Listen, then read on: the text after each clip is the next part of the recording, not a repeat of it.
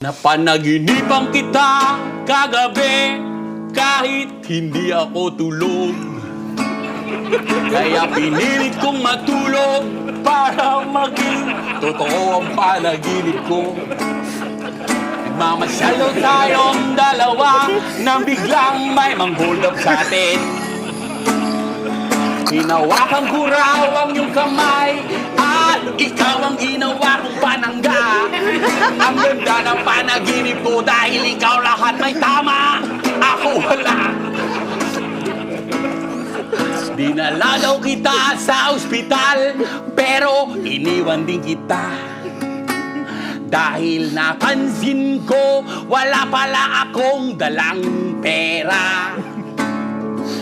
Kaya nang bumalik ako, sabi ng mga doktor sa akin, buti bumalik ka pa pare, patay na siya.